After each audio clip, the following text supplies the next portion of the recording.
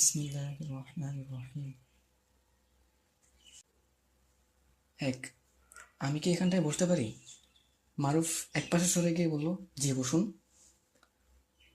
যদি একটু জানালার পাশের সিটটা আমাকে দিতেন ভালো হতো। দূরপাল্লার জার্নিতে আমার একটু সমস্যা হয়। মারুফ এবার ইতস্তত বোধ করলো। বাসে জানালার পাশে না বসলেও তার সমস্যা হয়, মাথা ঘোরায়, পেটের ভেতরটা গুলিয়ে ওঠে।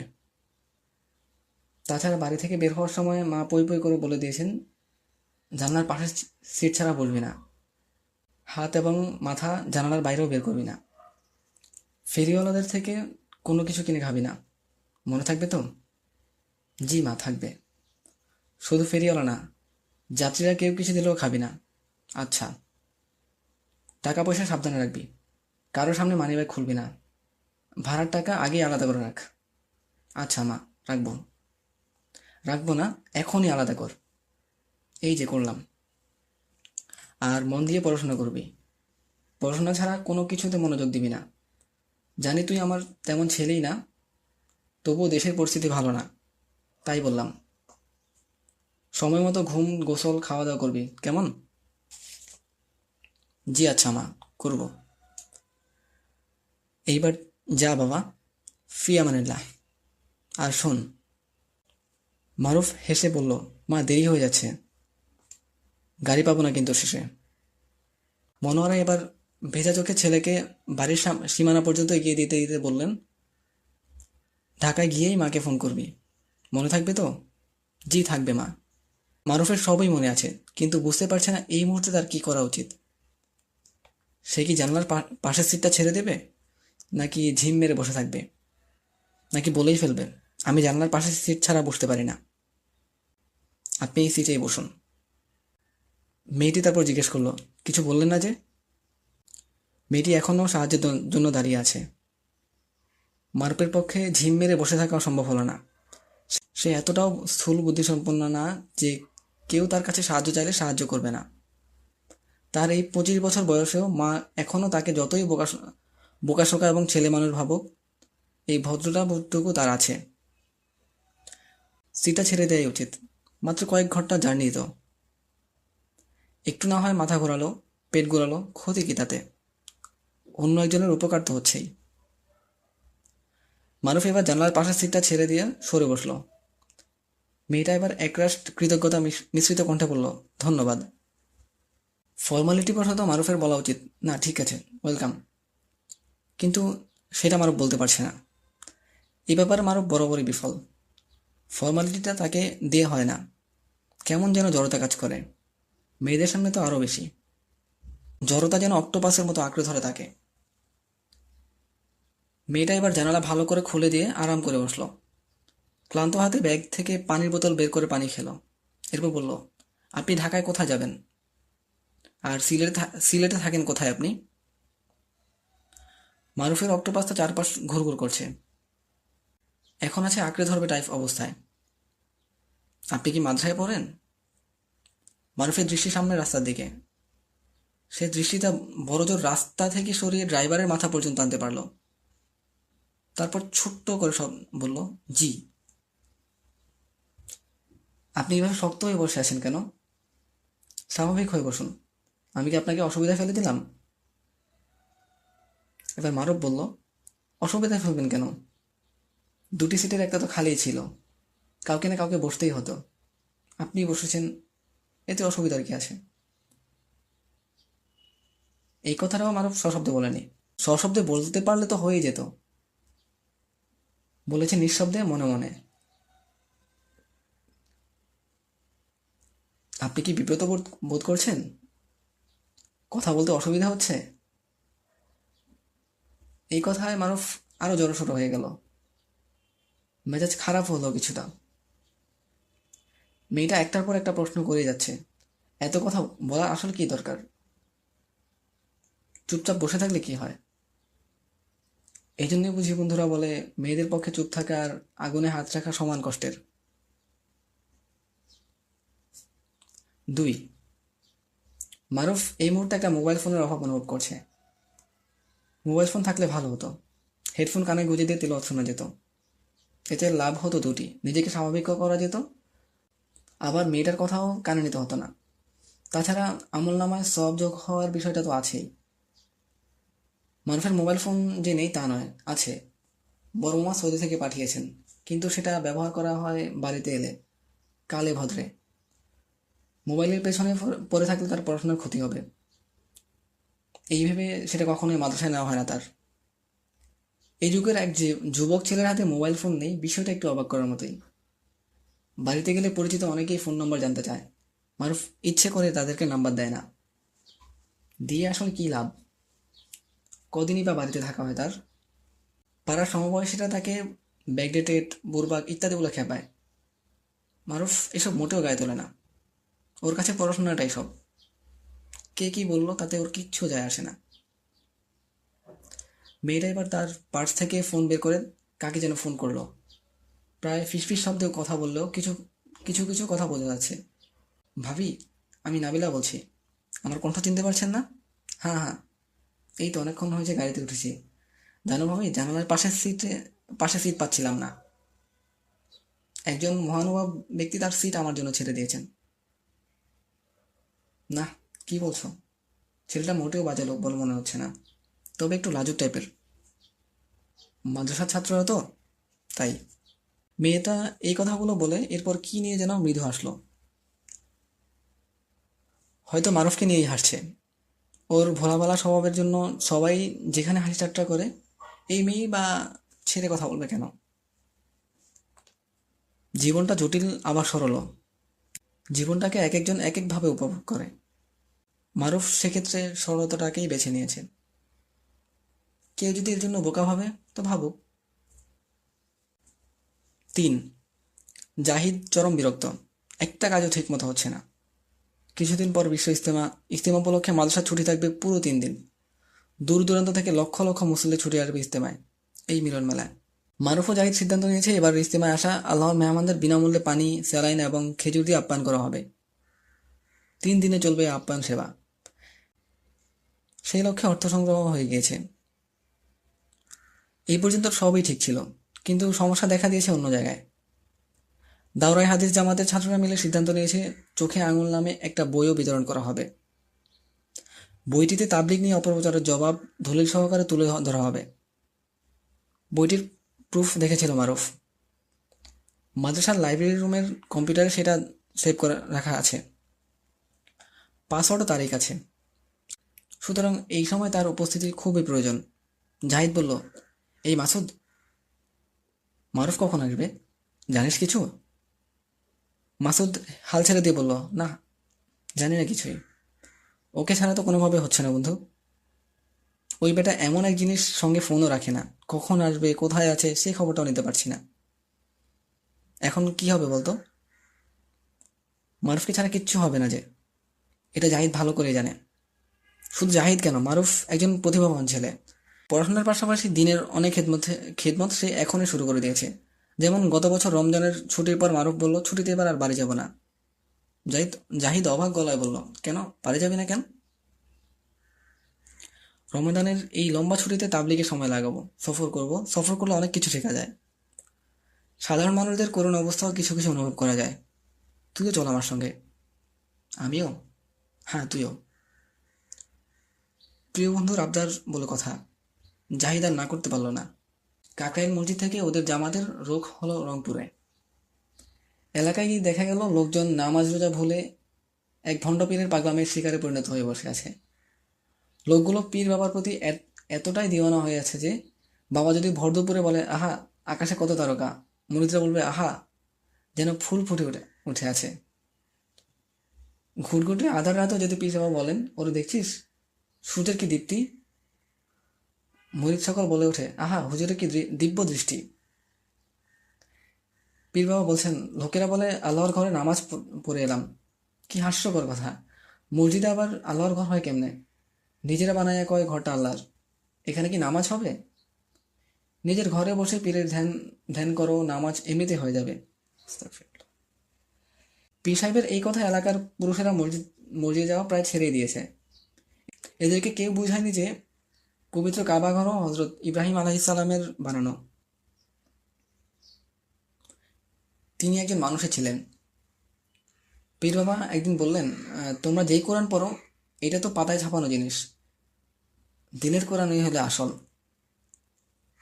এই কথায় মা বোনেরা পবিত্র কোরআন পড়া ছেড়ে দিয়েছে। এদেরকে কে বোঝাবে যে এই কোরআন মোহাম্মদ সাল্লাল্লাহু আলাইহি ওয়াসাল্লামের সময় থেকেই পাতায় লিপিবদ্ধ হয়ে আসছে। বিকেলবেলা গাছতে গিয়ে পীর মুরিদদের বিষয়ে এমন অনেক কিছু জানা গেল। এদের কাছে পীর বাবাই সব, বাকি সব মিথ্যে। বয়সের ভারে নজরুল একজনকে জিজ্ঞেস করা হলো, দাদু আপনি কি জানেন আমাদের নবীকে? দাদু ঘোলা চোখে পিট পিট করে তাকিয়ে বললেন, আগে তো আইয়ুব খান আসছিল, কখন কে জানি। জাহিদ হেসে উঠল। মারুফ বলল, তুই হাসছিস কেন? হাসবো না? দাদুর অবস্থা দেখেছিস? এবার মারুফ বলল, আসলে এর জন্য আমরাই দায়ী। কিরকম? গাঁও গ্রামের লোকেরা এমন অনেক কিছু জানে না। নবীর নাম তো অনেক দূরের বিষয়। খবর নিয়ে দেখ, এরা সূরা কেরাত, অজু গোসল, নামাজ রোজা কিচ্ছু ঠিক মতো জানে না। তো এতে আমরা দায়ী হলাম কিভাবে? এদের হাতে কলমে শেখানোর দায়িত্ব আমাদেরই ছিল। আমরা আগে থেকে তাদের খোঁজ খবর নিতে পারিনি। এদের এই অজ্ঞতার সুযোগ দিয়েছে এসব ভণ্ডরা। সুযোগ বুঝে টু পাইস কামিয়ে নিচ্ছে। এখন তুই বল, এসব সহজ সরল লোকদেরকে অজ্ঞতার অন্ধকার থেকে ফেরাতে আমাদের কত বেশি চেষ্টা করা দরকার? জাহিদ এবার বিষয়টা অনুধাবন করে বলল, ঠিকই বলেছিস বন্ধু, আমরাই আসলে দায়ী। শহরের আয়েস ছেড়ে আজাপাড়া গায়ে অজপাড়া গায়ের এই মানুষগুলোর কাছে আসার কথা তো আমাদেরই মনে পড়ে না। 4, ইচ্ছেটা পূরণ হলো না রেহানের। অনেক দিনের ইচ্ছে, জার্মানিতে যাবে। এই লক্ষ্যে সে নিয়মিত ব্লগে লিখে যাচ্ছিল। ঠিক লিখছিল বলা যাবে না, সে একজন কার্টুনিস্ট। ভালো কার্টুন আঁকতে পারত, মজাদার কার্টুন। মজার মজার কার্টুন সে তার ব্লগে আপলোড দিত। নামও কামিয়েছিল বেশ। তবে সে তার এই মেধাটা যে কাজে খাটাচ্ছিল তার নাম ধর্মবিরোধিতা। জগতের অনেক মানুষই সৃষ্টিকর্তা দত্ত অসীম মেধা নিয়ে জন্মায়। কেউ মেধাটাকে খাটায় ভালো কাজে, কেউ বা আবার এর উল্টোটায়। হিটলারেরও মেধা ছিল, কিন্তু সে তার মেধাকে খাটিয়েছে মানুষ ধ্বংসের কাজে। তার খুব নাম হয়েছে, তবে সুনাম নয়, দুর্নাম। মানুষ তাকে চিরদিন মনে রেখেছে এবং রাখবেও, তবে সেটা একজন মন্দ অত্যাচারী এবং স্বৈরাচারী হিসেবে। রেহানের নাম কামানোর চেষ্টাটাও এই পর্যায়ের। সে মুসলমানদের কৃষ্টি কালচার এবং নবীজির বিরুদ্ধে ব্যঙ্গাত্মক কার্টুন এঁকে জার্মান ধর্মহীনদের দৃষ্টি আকর্ষণের চেষ্টা করে যাচ্ছিল। হিটলারও জার্মান একনায়ক ছিল, ন্যায় অন্যায় নিয়ে ভাবেনি কখনো। রেহানও ন্যায় অন্যায় নিয়ে আদতে ভাবতো না। তার একটাই ভাবনা, অ্যাসাইলাম পেয়ে তাকেও জার্মানিতে যেতে হবে। অল্প সময়ে বিনা খরচে জার্মানিতে বিলাসবহুল জীবনযাপনের একটাই রাস্তা। এই পর্যন্ত তার যেসব পূর্বসূরীরা জার্মানিতে গিয়েছে এই পদ্ধতি অবলম্বন করে গিয়েছে। তাহলে রেহানই বা পিছিয়ে থাকবে কেন? হাবিব সাহেব রেহানের বাবা, অসুস্থ মানুষ। বিছানা না নিলেও নেবো করছিলেন। মানুষটা বিপত্তিক। তার স্ত্রী সুলতানা গত হয়েছেন মাস দুয়েক হলো। রেহানকে নিয়ে সুলতানাও বেশ চিন্তিত ছিলেন। ছেলে কোনো কাজকর্ম করে না, গ্র্যাজুয়েশন করেও বেকার বসে আছে। সারাক্ষণ কম্পিউটার কী সব হাবিজাবি কার্টুন আঁকে, আর বলে এ তো কার্টুন না মা, আমাদের বড়লোক হবার সিঁড়ি। সুলতানা কপাল কুঁচকে বলতেন, কী সব আবল তাবল বলি সেগুলো, কার্টুন আবার বড়লোক হবার সিঁড়ি হয় কি করে? ও তুমি বুঝবে না মা, যখন হবে তখন দেখে নিও। ছেলের কথা শুনে হাবিব সাহেবও রেগে গিয়েছিলেন। রেগে গিয়ে বললেন, বিখ্যাত কার্টুনিস্টরাই আজকাল ঘাস কেটে খাচ্ছে, আর উনি বসে আছেন বড়লোক হবার আশায়। এসব ধানাই পানায় আমার সংসারে চলবে না। চাকরি বাকরি খোঁজো, না হয় ঘর ছাড়ো। আমার ঘরে কোনো ফার্টুনিস্টের জায়গা নেই। হাবিব সাহেব কিংবা সুলতানা বেগম আর কোনো উচ্চ বাচ্চার ভেতর দিয়ে যাননি। রেহান তাদের একমাত্র ছেলে, বড় আদরের। তাকে বাড়ি থেকে বের করে দেওয়া তো দূরে থাক, এই কথা চিন্তা করতেও পারে না তারা। এইভাবেই চলছিল। যতই দিন যাচ্ছিল ধর্মহীনদের কাছে রেহানের আঁকা কার্টুনের জনপ্রিয়তা ততই বেড়ে যাচ্ছিল। 5, 1 মাস আগের এক ঘটনা। রেহান সেদিন মহান রেহান সেদিন মহানন্দিত ছিল। তার একটা কার্টুনে সেদিন প্রচুর লাইক পড়েছিল, কমেন্টস এসেছিল অনেক, দুজন শেয়ারও করেছে। কমেন্টসগুলোর মধ্যে দু একটা উৎসাহমূলক হলেও তার আঁকা কার্টুনের বিরুদ্ধে প্রতিবাদী করেছে বেশি মানুষ। পাগল, আল্লাহর দুশ্মন, বদ্ধ, উন্মাদ এসব বলে গালাগাল দিয়েছে অনেকেই। রেহান খুব খুশি, তার আইডিয়া কাজে লাগছে। তার কার্টুন দেখে কমেন্টস যত বেশি গালাগাল আসবে ততই মজা। জার্মানি যাওয়ার রাস্তাটা ততই ক্লিয়ার হবে। বলা যাবে আমি নিরাপত্তাহীনতায় ভুগছি, আমাকে তোমাদের দেশে আশ্রয় দাও।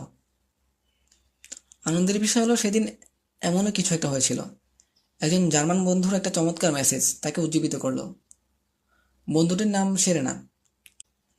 সেরেনার মন্তব্যের বাংলা অর্থ করলে দাঁড়ায়, ভালোই কিছু, অনেকদিন থেকেই তোমার আঁকা কার্টুনগুলো দেখছি, তুমি আমাদের সুনজরে আছো। সেরেনার মন্তব্যটি পড়ার পর থেকেই আনন্দ ছিল রেহান। খুশিতে নাচতে ইচ্ছে করছিল তার। এতদিনের আশা কি তাহলে শীঘ্রই পূরণ হতে যাচ্ছে? খবরটা বাবাকে জানাবে কি না ভাবছিল। তখনই হাবিব সাহেব রেহানের ঘরে ঢুকলেন। তার হাতে ডাক্তারের প্রেসক্রিপশন। হাবিব সাহেব বললেন, একটু বাইরে যাবি বাবা, ওষুধটা একটু এনে দিবি? কদিন ধরে হাঁটুর ব্যথাটা বেড়েছে, সোজা হয়ে দাঁড়াতে পারি না। রেহান প্রায় ধমকে উঠে বলল, আমি কোথা থেকে ওষুধ এনে দেব? আমার কাছে কি টাকা আছে? হাবিব সাহেব এক মুহূর্ত চুপ করে রইলেন। এরপর কিছুটা তাচ্ছিল্য মেশানো গলায় বললেন, তোমার কাছে যে টাকা নেই তা আর আমাকে মনে করে দিতে হবে না। আমার পেনশনের টাকাতেই তো 3 বেলা গিলছ, টেনশনের তো কিচ্ছু নেই। এই না টাকা, ওষুধটা এনে আমাকে উদ্ধার করো। রেহানের মেজাজটা এবার খারাপ হয়ে গেল। যে আনন্দে খুশির খবর যে আনন্দে খুশির খবরটা দিতে চেয়েছিল সেটা গেল মাটি হয়ে। সে কড়া গলায় বলল, পারবো না আমি। কেন পারবে না? আমার কাজ আছে। রেহানের বাবা বলল, কি কাজটা করছো সেটা তো দেখতেই পাচ্ছি। এসব করে নিজের পাপের বোঝাটা ভারী করা ছাড়া আর কি করতে পারবে শুনি? কি করতে পারবো? সময় হলে দেখে নিও। আর বেশি দিন অপেক্ষা করতে হবে না। কদিন পর আমার টাকায় তুমি বসে বসে গিলতে পারবে। হাবিব সাহেবের প্রেশার বেড়ে যাচ্ছে, রাগে তার শরীর থরথর করে কাঁপছে। ডাক্তার তাকে উঁচু শব্দে কথা বলতে নিষেধ করেছেন। ছেলের ব্যবহারে তিনি ডাক্তারের নিষেধাজ্ঞা মানতে পারছেন না। তিনি রাগী গলায় বললেন, তুমি আমাকে খাবারের খোঁটা দিচ্ছ? তোমার টাকায় আমাকে বসে বসে গিলতে হবে? হবেই তো, এই বুড়ো বয়সে, এছাড়া তোমার আর কি উপায়? এই বলে মুখ কালো করে টাকাটা হাতে নিয়ে বেরিয়ে যাচ্ছিল রেহান। যেতে যেতে দাঁত কিরমির করে বলল, এই বুড়োগুলো কেন যে দুনিয়াতে বেঁচে থাকে। হাবিব সাহেব কথাটা শুনে ফেললেন। অসম্ভব কষ্ট লাগলো তার। ছেলে হয়ে বাবার মৃত্যু কামনা করছে। রেহানকে তিনি পেছন থেকে ডেকে বললেন, ফিরে এসো, লাগবে না। রেহান দরজার কাছ থেকে ফিরে এসে বেশ তিরিক্ষি মেজাজ বলল, আবার কি? পিছু ডাকলে কেন? ওষুধটা আমার লাগবে না। লাগবে না কেন? তাহলে বললে কেন? এরকম চড়া গলায় বলল রেহান। হাবিব সাহেব নিজেকে আর স্থির রাখতে পারলেন না। কখনো তিনি যেটা করেননি আজ তাই করলেন। ঠাস করে চর বসে দিলেন রেহানের গালে। চর খেয়ে রেহানও খেপে গেল। তার ফুরফুরে মেজাজটা এই লোকটা খারাপ করে দিয়েছে। ন্যূনতম সম্মানবোধ সম্মানবোধের তোয়াক্কা না করেও সে প্রচণ্ড শক্তিতে বাবার গালে চোর বসিয়ে দিল। চটা দিয়ে টাকাটা ছড়ে ফেলে ঘর থেকে বেরিয়ে গেল। হাবিব সাহেব বুড়ো মানুষ, জোয়ান ছেলের হাতের চটটা তিনি সামলাতে পারলেন না। ছিটকে গিয়ে পাশের দেয়ালের সঙ্গে ধাক্কা খেলেন। মাথায় আঘাত লাগলো তার। প্রচণ্ড ব্যথায় উহ করে উঠলেন তিনি। উঠে বসার শক্তি পেলেন না। মাথায় হাত দিয়ে সেখানেই শুয়ে পড়লেন। যন্ত্রণা হচ্ছিল খুব তার। শরীরের ব্যথার চেয়ে অন্তরের ব্যথাটাই প্রবল হলো হাবিব সাহেবের। এই ঘটনায় তিনি বেশ অবাক হলেন। তার তার এত আদরের সন্তান আজ কিনা তার গালেই চর বসিয়ে দিল। ভাবতেই কষ্ট হচ্ছিল তার। সুলতানার কথাও মনে পড়ল 3 মাস আগে সুলতানার সঙ্গে রেহানের এক দুর্ব্যবহার কথা। যেটা তিনি এতদিন মনের মধ্যে চাপা দিয়ে রেখেছিলেন। এরপর আজকের ঘটনাটা, কষ্টে বুকটা ফেটে যাচ্ছিল হাবিব সাহেবের। এই দিনটা দেখার জন্য কি ছেলেকে তিনি মানুষ করেছিলেন? চোখের পানিতে বুক ভেসে গেল হাবিব সাহেবের। সন্তানের জন্য কোনো পিতাই অমঙ্গল চান না, হাবিব সাহেবকেও চাইতে হলো না। পিতার চোখের পানি সন্তানের অমঙ্গলের জন্য যথেষ্ট ছিল। এই ঠিক একদিন পর, সেদিন হাবিব সাহেব পেনশনের টাকা তুলতে ব্যাংকে গিয়েছিলেন। ছেলের ব্যবহারে তার মন খুবই খারাপ হয়েছিল। ক্ষণে ক্ষণে সেদিন সুলতানাকে খুব মনে পড়ছিল। ব্যাংক থেকে বের হয়ে বাসায় না ফিরে পার্কে গিয়ে বসেছিলেন একা একা দীর্ঘক্ষণ। সন্ধ্যায় বাড়ির গেটে পা দিয়ে তার বুকটা কেঁপে উঠল। বাড়ির সামনেটা লোকে লোকারণ্য। এক কাঠা জায়গার উপর করা হাবিব সাহেবের ছোট্ট পলেস্তরা খসা বাড়িটা, গেটের ভেতরে পুলিশে জটলা। হাবিব সাহেবের কপালে ভাঁজ পড়ল। তিনি মৃদু পায়ে জটলার দিকে এগিয়ে গেলেন। তাকে দেখে পুলিশের ওসি কামরুল এগিয়ে এসে বললেন, আপনি কি হাবিব সাহেব? জি। কি হয়েছে? এখানে এত লোক কেন? একটা দুঃসংবাদ আছে, আপনার ছেলের মার্ডার হয়েছে। বাসায় ঢুকে কে বা কারা তাকে বীভৎসভাবে হত্যা করে পালিয়ে গিয়েছে। লাশটাকে আমরা মর্গে পাঠানোর ব্যবস্থা করছি। আপনাকে আমার সঙ্গে কষ্ট করে একটু থানা যেতে হবে। হাবিব সাহেব উদ্ভ্রান্তের মতো হয়ে গেলেন। বিস্ফোরিত চোখে ছেলের বীভৎস লাশের দিকে তাকিয়ে রইলেন কিছুক্ষণ। অতঃপর হাওয়া করে কেঁদে উঠলেন শিশুদের মতো।